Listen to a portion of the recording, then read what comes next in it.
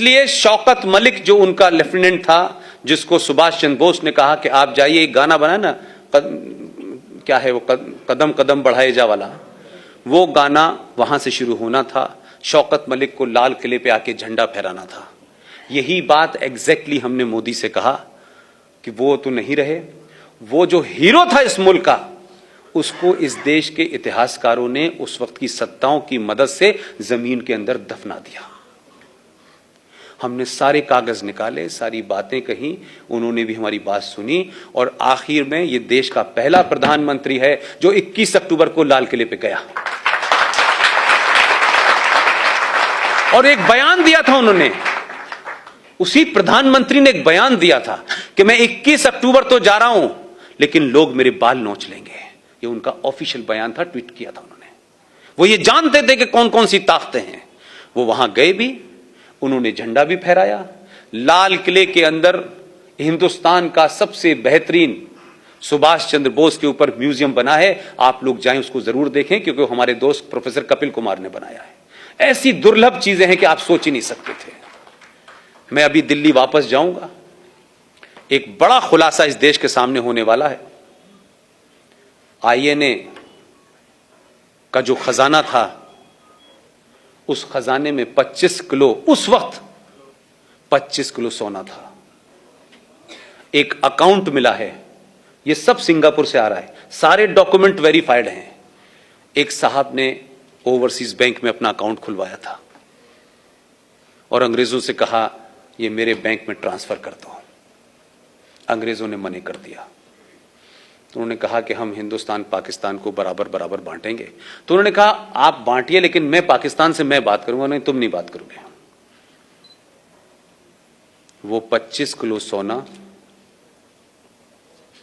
किस जगह है, कैसे खाया गया, कैसे कांग्रेस पार्टी के जवाहरलाल नेहरू के पास वो गया और वो पूरा गायब हो गया। ये पूरा कागजों के साथ में अभी दिल्ली पहुंचने की बात करेंगे हम लोग।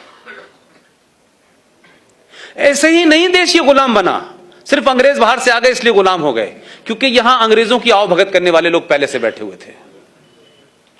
इसलिए भारत के अंदर एक और झूठ बोला गया आप सबसे कि 15 अगस्त 1947 को भारत आजाद हुआ है। आप में से कोई इतिहास का प्रोफेसर यहां बैठा हो तो उस कागज को कहीं ढूंढिए जहां लिखा हो कि 15 अगस्त को हमने भारत को आजादी दी थी। यह आजादी का डॉक्यूमेंट है। नेशनल आर्काइव में जाइए दिल्ली में, वहां लिखा है 15 अगस्त 1947 को पावर ऑफ ट्रांसफर हुआ था। तो जिनको पावर ऑफ ट्रांसफर की जल्दी थी, उन्होंने 2 टुकड़े किए और अपनी 16 साल की प्राइम मिनिस्टरशिप चलाई, और जो कुछ इस बीच में वो करके गए हैं उसकी सफाई हम जैसे वाल्मीकियों को करनी पड़ रही है। अभी भी इस देश में इतने मुद्दे ऐसे हैं कि देखिए, जब तक आपकी फाउंडेशन ठीक नहीं होगी, बिल्डिंग लंबी नहीं टिकेगी। इस देश में आजादी के नाम पे जो फ्रॉड हुआ है, इस देश में संविधान के नाम पे जो फ्रॉड हुआ है, इस देश में सक्सेसिव सरकारों ने सरकार बनाने, सरकार चलाने तक बस सीमित रखा है। कोई आमूल चूल परिवर्तन करने की किसी ने कोशिश नहीं की। कोई ये नहीं चाहता था कि सिस्टम को बदला जाए। इसलिए आज हिल रही है मीनार। इसलिए 70 साल के बाद भारत के नेशनल टेलीविजन पे जम्मू कश्मीर का शहर मुफ्ती टेलीविजन पे आके जब ये कहता है ना कि मात्र हम 7 करोड़ थे तो हमने पाकिस्तान ले लिया था, अब हम 35 करोड़ हैं, हम दोबारा से लेंगे और इस बार हिंदुओं को तय करना है कि वो कहां जाएंगे। ये हिम्मत 70 साल में हमारी और आपकी चुप्पी ने दे दी है। और ये सच बात है कि इस बार आपको तय करना पड़ेगा। ऐसे नहीं हो रहा है कि पूरी दिल्ली का दरियागंज खाली हो गया है, ऐसे नहीं हो रहा है।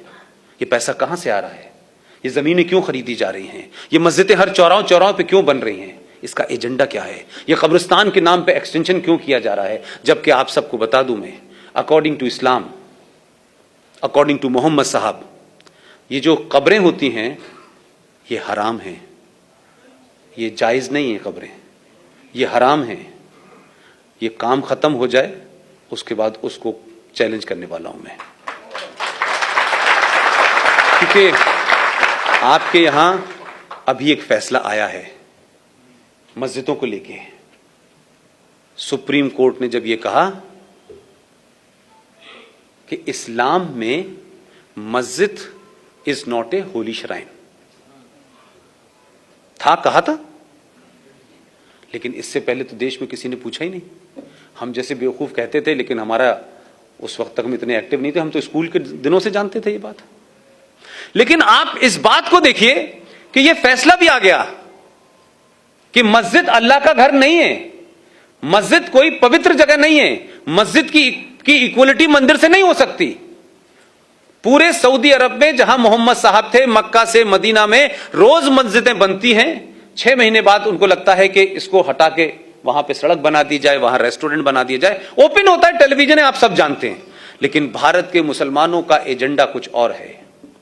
वो एजेंडा सिर्फ ये है कि मस्जिद बनाओ, फिर उसकी सेंसिटिविटी क्रिएट करो, फिर उसके अंदर पंचायत करो। और जो कश्मीर में 1990 में हुआ, मुझे नहीं पता आप में से कितने लोग थे, मेरी नई नई पत्रकारिता शुरू हुई थी, जम्मू कश्मीर में मस्जिदों में हथियार रखे गए, उन मस्जिदों से अजानें दी गई, रात रात भर 500-500 बार, 600-600 बार, कभी किसी मस्जिद से अजान हो रही है, कभी किसी मस्जिद से अजान हो रही है, और सब जगह से अपील की गई कि कश्मीरी हिंदू पंडित कश्मीर छोड़ दें, हमें कश्मीर चाहिए कश्मीरी पंडितों के बगैर और कश्मीरी औरतों के साथ। ये तो कल परसों की घटना है, कोई बहुत दूर की नहीं है। जो लोग ऋषि कश्यप की धरती की बात कर रहे थे, जिस कश्मीरियत की बात कर रहे थे, जिस गंगा जमुना तहजीब की बात कर रहे थे, उन लोगों ने एक बार 1954 में आपके लोगों को दूर रखने के लिए संविधान के अंदर एक इलीगल कॉन्स्टिट्यूशनल अमेंडमेंट करा लिया। वो लोग 1990 में जब हत्याएं हो रही थी, तो एक केस बता के बताता हूं मैं कि उस धर्म की और उसके मानने वाले लोग कितने रिलीजन ऑफ पीस के लोग हैं, कौन से धर्म से ड्राइव होते हैं, कौन सी आयत से ड्राइव होते हैं। एक महिला, एक टीचर थी, उसने एक बच्चे को स्कूल में पढ़ाया, वो बच्चा बड़ा हो गया, उसे 12th में पढ़ाया, वो पड़ोसी था, उसी लड़के ने उस महिला टीचर का रेप किया और टुकड़ों में काट दिया। इस मानसिकता से आपको लड़ना है। आप तो किसी के साथ चाय पी लेंगे तो उसके बाद फोन करके पूछेंगे आप घर पहुंच गए कि नहीं पहुंच गए। आपकी सभ्यता यह है। आप जिस सभ्यता से लड़ रहे हैं, जिस मानसिकता से लड़ रहे हैं, उसका बराबरी आप कर नहीं सकते। लेकिन उन्होंने होने दिया, सब चुप रहे, और यह भी देश को नहीं बताया गया कि यह घटना कब घटी। ये भी